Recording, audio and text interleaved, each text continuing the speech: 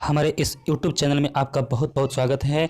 अगर मेरे इस चैनल को सब्सक्राइब नहीं किए हैं तो कृपया इसे जाकर सब्सक्राइब कर दीजिए तथा उसके एक बगल में बेल का आइकन होगा उसे भी दबा दीजिए ताकि मेरा आने वाला हर वीडियो का नोटिफिकेशन आपको मिलता रहे।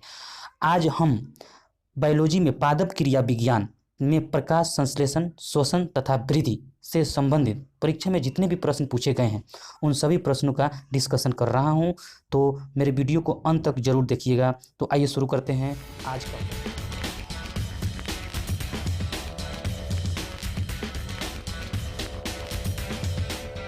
पौधे किस विधि से भोजन का निर्माण करते हैं? तो इसका आंसर हो जाएगा प्रकाश संश्लेषण। इसका आंसर क्या हो जाएगा? प्रकाश संश्लेषण।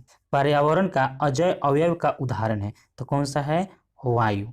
वायु जो है पर्यावरण का अजैव अवयव का उदाहरण है। नेक्स्ट क्वेश्चन, प्रकाश संश्लेषण में हरे पौधे द्वारा कौन सी गैस छोड़ी जाती है? प्रकाश संश्लेषण में हरे पौधे द्वारा कौन सी गैस छोड़ी जाती है? तो ऑक्सीजन छोड़ी जाती है। हम जानते हैं कि प्रकाश संश्लेषण में पौधा जो है ना ऑक्सीजन छोड़ता है और कार्बन डाइऑक्साइड लेता है।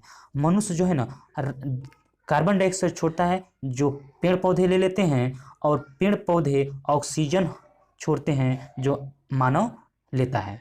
ठीक है, इसलिए पेड़ पौधे जो है ना रात को कार्बन डाइऑक्साइड छोड़ते हैं और दिन को ऑक्सीजन छोड़ते हैं। ठीक है, नेक्स्ट क्वेश्चन, कौन सी गैस उस प्रक्रिया का एक गौण उत्पादन है जिसका प्रयोग पौधे भोजन बनाने के लिए करते हैं? तो कार्बन डाइऑक्साइड। ठीक है, कार्बन डाइऑक्साइड। नेक्स्ट क्वेश्चन, प्रकाश संश्लेषण में की प्रक्रिया में निम्नलिखित में से कौन सी गैस बाहर निकलती है? प्रकाश संश्लेषण की क्रिया में कौन सी गैस बाहर निकलती है? तो carbon dioxide, hydrogen, nitrogen, oxygen gas बाहर निकलती है। इसका आंसर क्या हो जाएगा? ऑक्सीजन। नेक्स्ट क्वेश्चन, प्रकाश संश्लेषण के लिए ऊर्जा उत्पादन करता है। प्रकाश संश्लेषण के लिए ऊर्जा उत्पादन कौन करता है? तो ऊर्जा उत्पादन प्रकाश करता है।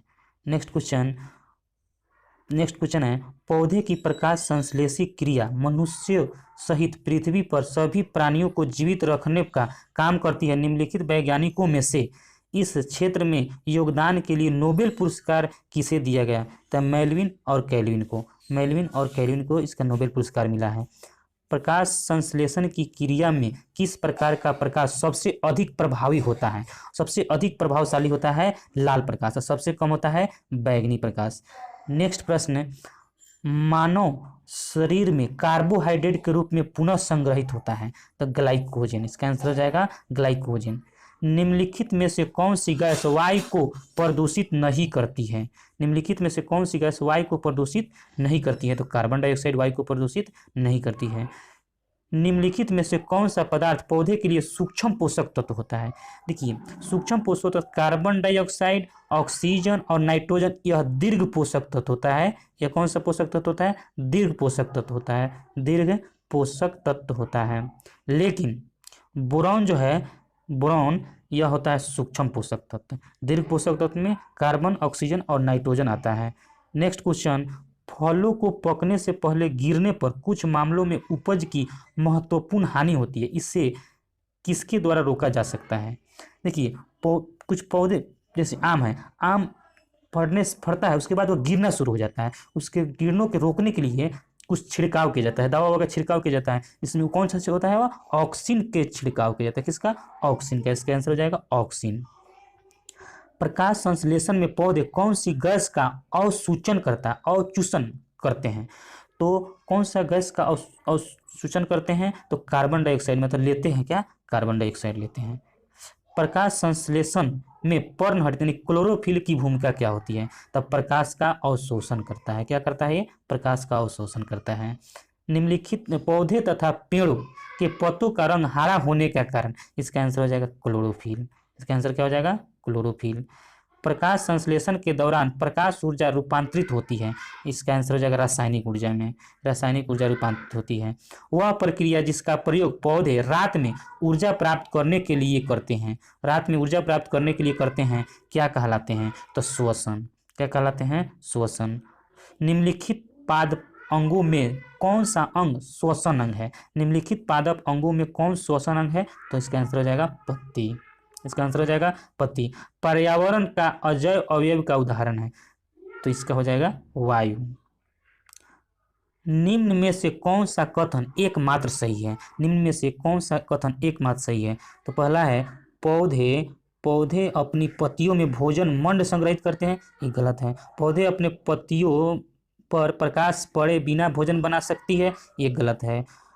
पौधे अपनी जड़ों द्वारा मिट्टी से भोजन अवशोषित करते हैं, यही सही है। इसका आंसर हो जाएगा सी। नेक्स्ट क्वेश्चन है, हरे पौधे को कुल कितने पोषक तत्वों की आवश्यकता होती है? हरे पौधों को 17 पोषक तत्वों की आवश्यकता होती है। नेक्स्ट क्वेश्चन, हाइड्रोफाइट कहते हैं तो बिना मिट्टी के पौधा, जो पौधा जल में उगता है उसे कहा जाता है हाइड्रोफाइट, बिना मिट्टी के पौधा। नेक्स्ट क्वेश्चन, एपीफाइट वे पौधे होते हैं जो दूसरे पौधों पर आश्रित होते हैं। यांत्रिक अवलंबन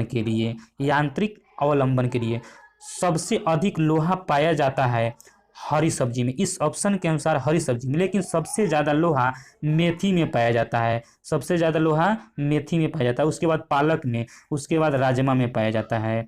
नेक्स्ट क्वेश्चन, निम्नलिखित में से अंकुरन के लिए सामान्यतः किसकी आवश्यकता नहीं होती है?